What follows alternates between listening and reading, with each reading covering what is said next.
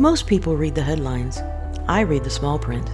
This is Footnotes, where I find the biggest stories in the smallest detail. Her father had her brain destroyed to protect the family name. She never consented. She never recovered. And for 20 years, her siblings didn't even know where she was. Rosemary Kennedy was born on September 13, 1918, during the Spanish flu pandemic. The delivery was complicated. The attending nurse, overwhelmed and too afraid to act alone, attempted to delay the birth by physically holding Rosemary's head inside the birth canal. For nearly 2 hours, Rosemary was deprived of oxygen. When she was finally born, it was clear something was wrong. She developed more slowly than her siblings. She struggled to crawl, to walk, and to speak. While her brothers and sisters excelled academically and socially, Rosemary worked for years just to write her name. But she was not unhappy. Photographs from the 1930s show a joyful young woman with a bright smile attending social events and traveling with her family. She was affectionate, gentle, and deeply loved by her siblings. Her IQ was later estimated to be between 60 and 70. In most families, that would have meant patience, support, and protection. But the Kennedys were not most families. Today, an IQ of 60 to 70 is considered a mild disability. Someone with this IQ may have an academic age of 9 to 12 and a social age of a young teen. Most certainly someone capable of taking care of their own personal needs. Joseph P. Kennedy Sr. was one of the wealthiest and most ambitious men in America. He was determined to create a political dynasty, one where his sons would rise to the highest offices and his daughters would marry into power. The family image had to be perfect. There was no room for imperfection. As Rosemary entered her 20s, she became more difficult to manage.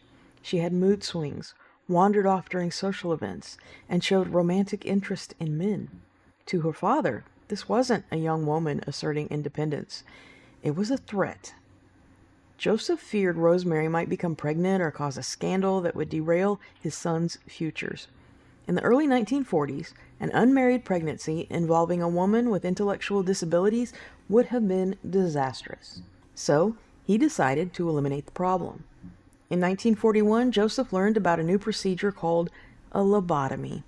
Doctors promised it could calm patients, making them manageable and compliant. Joseph did not tell his wife Rose or his children. He simply scheduled the surgery. At age 23, Rosemary was taken to George Washington University Hospital. She had no idea what was about to happen. The procedure was done while she was awake. Let me say that again. The procedure, a lobotomy, was done while this poor girl was awake. Dr. Watts drilled holes into her skull, and Dr. Freeman severed connections in her prefrontal cortex. The surgery lasted less than an hour. When it was over, Rosemary Kennedy was gone. Not dead, just gone.